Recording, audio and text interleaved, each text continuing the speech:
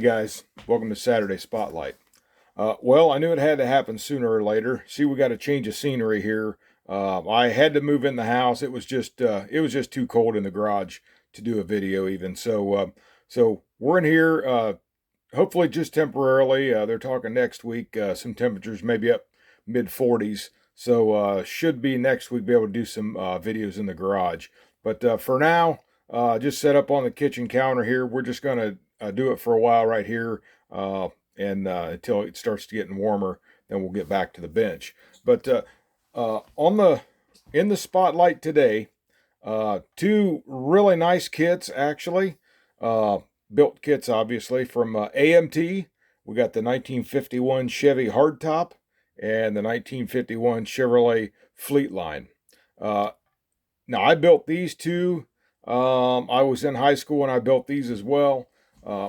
This was my first one here, and I've got another special connection to a real car, 1951 Chevy. When I was in probably, I think it was 86, 85, 86, right in that ballpark, my dad actually bought a 51 Chevy, and we took that thing, man, we took that thing all around. We used to go to Auburn, Indiana, and to the museum over there, and then they had the festival over there in the fall and had a big auction and everything. So we went over there. I think we actually started going in 83, but that was before Dad had the Chevy. We started going in 83, and I think I went there with my mom and dad, my brother, and then after I got married even, we went over there. I think it was over there from like 83 to 2000 and maybe missed only 1 year. But after 2000, we kind of stopped going. So that was a nice long spread there. But I had a lot of fun in that car. And so I've got a special connection to that. And after we go through these cars, I got some pictures of the real deal I'm going to show you towards the end of the video. So we're just going to bring these in. This one right here, you'll notice, I'm going to put this guy back out here for now. This is a hard top. This is the first one I did. I did this just for this Christmas. I wanted something kind of old fashioned, like they just gone and got a Christmas tree, and it was heading back, getting ready to decorate it, and it's a little bit of light snow out there, some snow on the tree and whatnot. So I just wanted a little decoration, so I put that in a display case and set it up on the TV stand, just for the holidays. And I just haven't got the snow cleaned off and stuff. So bring this one in a little bit, show you a little bit. I can't tip it too far because the snow will fall off all over the place here, but we'll bring this one in. This was an AMT kit, and this one, guys, the hardtop version was original. Now, the best I could tell from scale mates on this one, it showed one from 1952. And the best that I could tell, it was just a promo at the time. I don't know if it was actually in kit form, but it was listed as a promo, I'm guessing. You guys can go check me out on that, see if you can figure out what that's talking about. But I don't think it was a kit because they didn't show a box or anything, just the car. And then 1976 showed the hardtop with new parts. 1976, and then there was the subsequent releases were 86. And then 2003, and then 2014 again in the hardtop version. And then this one was definitely would have been the 86 kit from when I built this. As we'll just swing it around on the edge. Now I don't think I might be able to pull that hood off here without losing this stuff. Maybe. Now look, I'm going to go and do what I said I wasn't going to do in the first place. All right, anyway, there's the engine. Now, actually, this engine would not be actually painted orange. And actually, what I did when I built this one, Dad's was in the garage, and I actually went out and looked in the interior and noted down all the colors of what the interior would be. Now, Dad's was a two-door sedan, so it was not the hardtop like this. His was just a sedan. And his was like a charcoal I think they called it charcoal gray or charcoal blue. And I said, I'll show you that towards the end here. But anyway, I got the colors from the interior pretty much match what we had back then. And this would have been like a gray or a greenish color, the engine. But I just like the Chevrolets, with the orange engine. So that's what I opted to paint this one. And but just always, I like this body style, post-war. Things were getting going and moving again, and the car styles were changing, kind of stepping up, more modern, quote unquote, and just moving ahead forward. So, 1951 Chevy. Say, like I said, built this one in probably 86, 87, right in that ballpark, somewhere along there. So always liked these bodies, especially after Dad got his, of course, and then I seen that I didn't even know they had these. And then I was at the store and seen them, and about flipped my lid. So, we got to get that. So we picked that up. So that's the hardtop. AMT 51 Chevy hardtop. Now we'll move into this one. And then this one came along at a little bit, well, sort of a later time. Okay, this is the Fleetline. You notice by the sweep of the roof line right here. Now this more closely resembles the sedan like what Dad had, but obviously, that roof came down here, and then you had the longer trunk, kind of like this one back here. But I built this one. I liked it because it did resemble that one even more as far as the roof line goes.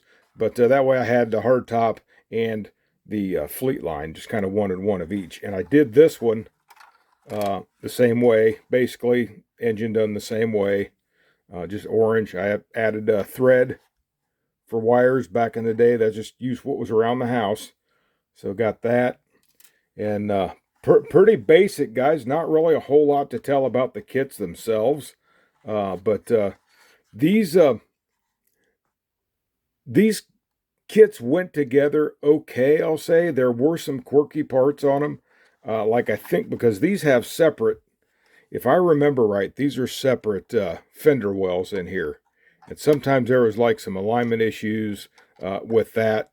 But this one actually, I think, went together pretty well. For the most part, they do. And this is painted in this was I'm trying to remember. It's like a touch-up paint. It was in a spray can. True Match, I think, is what they called it. It was an actual vehicle touch-up paint in an aerosol can. So I just sprayed that, and then here before the video, I give it a good cleaning, and I just took some Novus 2 to it and polished it up a little bit there. But so yeah, and I did the white walls on this one. And if I remember right, I think I used enamel paint on that, and it took forever for it to dry. That's before I knew anything about you really can't put enamel paint on vinyl tires. But it finally did set up after all those years and come out looking pretty nice. And I opted to go with the fender skirts on both one. I just always thought that added that old car look, to it. It really fit the era. So that's why I wanted the fender skirts on that. But now this one, brand new tool, 1976. And then there were subsequent releases on that, 1988. There's one in 99. And then there was one about that same ballpark, was listed as a Reebox. And then 2012, it had a new box, and I believe it was a tin, the big flat, kind of flatter tin, like a commemorative type thing.